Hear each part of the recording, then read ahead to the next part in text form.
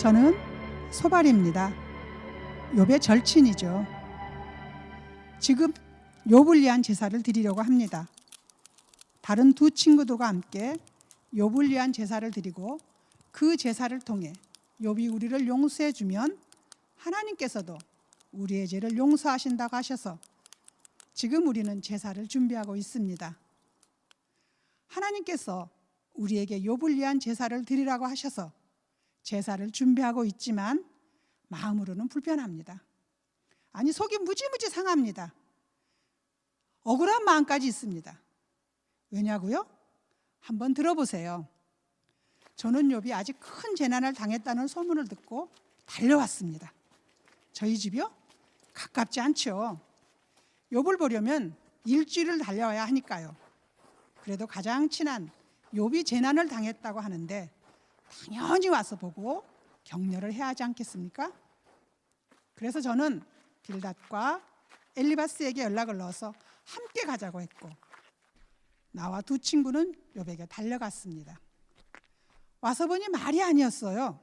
정말 말이 나오지 않았어요. 너무 황당하고 너무너무 비참하고 너무 이해할 수 없는 재난이어서 우리 셋은 아무 말도 할 수 없었어요. 우리는 욥이 당한 재난이 너무 처참해서 우리의 겉옷을 찢고 흙을 우리 머리 위에 뿌리고 서로 부둥켜 안고 7일 동안 울고만 있었어요. 정말 욥의 재난은 무서웠어요. 저희는 욥에게 물어볼 수 없어서 종에게 어떻게 된 거냐고 물었죠. 떠나기 위해 짐을 싸던 종은 고개를 흔들면서 말해 주었어요. 어느 날 갑자기 욥의 큰아들 집에 형제들이 다 모여서 밥을 먹고 있었고 양과 소떼는 들에 있는데 스바 사람들이 칼을 들고 들어와서 양떼와 소떼를 다 몰고 가버렸대요. 그리고는 얼마 지나지 않아 하늘에서 불이 떨어져서 양과 종들을 다 태웠다고 해요. 간신히 그 무서운 불에서 살아남은 종들은 갈대아 사람들이 와서 칼로 다 죽여버렸다고 합니다. 그뿐 아니라 맏아들 집에 아주 큰 바람이 불어서 집에 네 모퉁이 기둥이 무너져서 욥의 아들들이 다 죽고 말았어요. 그러니까 아주 짧은 시간에 스바 사람, 갈대아 사람들에게 재산을 빼앗기고 종들이 죽임을 당했다는 겁니다. 그리고 하늘에서 불이 떨어져 양떼와 소떼를 다 죽였다는 거예요. 어떻게 이런 재앙이 욥에게 일어날 수 있는 거죠? 도무지 이해할 수 없는 일입니다. 그런데 욥의 재앙은 여기서 끝나지 않았어요. 엎친 데 덮친 격으로 욥의 몸에 종기까지 났는데 그게 아주 무서웠습니다. 그 종기 때문에 욥이 잿더미가 된 집에 앉아서 깨진 기와장으로 몸을 팍팍 긁고 있었어요. 여러분, 상상하실 수 있겠어요? 동방의 부자라고 했던 욥입니다.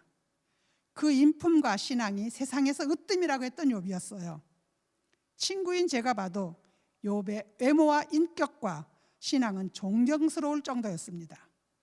그런데 그런 욥이 잿더미가 된 집에서 기아장으로 자기 몸을 긁고 있습니다.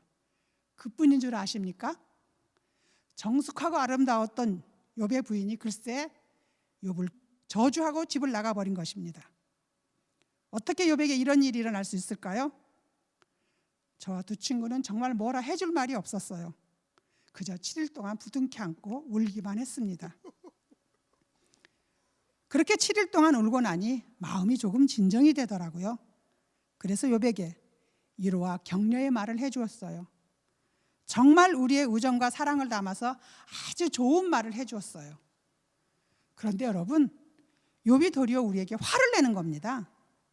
자기를 위로하기 위해서 아주 먼 길을 달려온 우리에게 버럭 화를 내는 겁니다.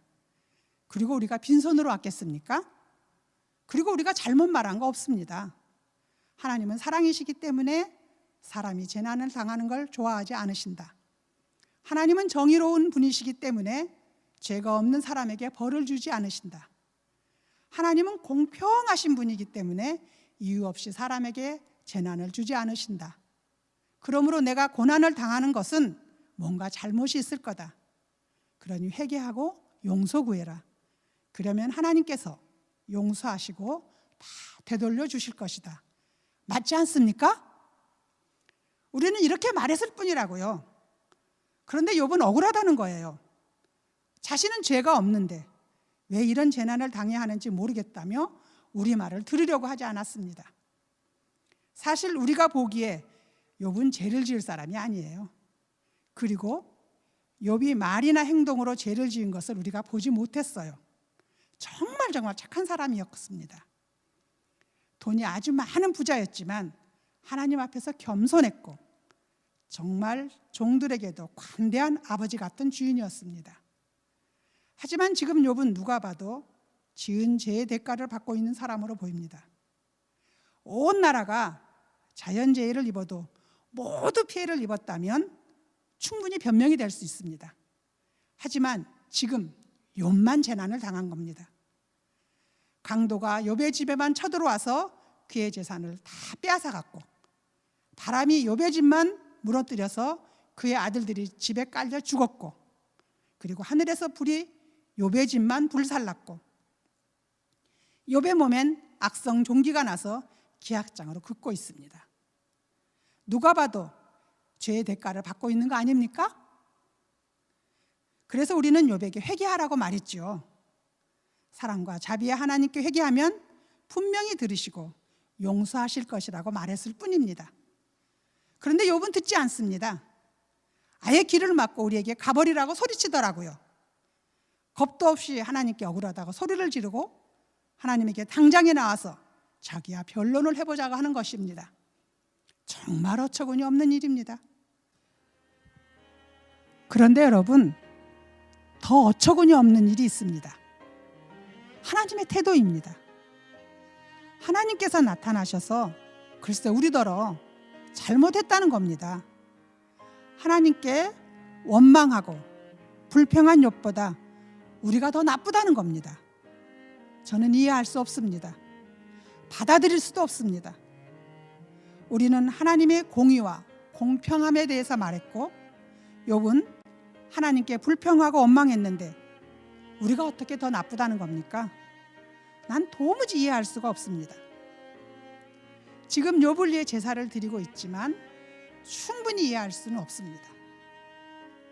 하나님께 불평을 말하는 것보다 어려움을 당한 친구를 몰아붙이는 것이 더 나쁘다는 말인가요? 혹시 어려움을 당한 친구를 위해 제사 드리는 것이 친구의 어려움에 대해서 설명하고 훈계하는 것보다 훨씬 낫다는 말씀인가요? 정말 모르겠습니다.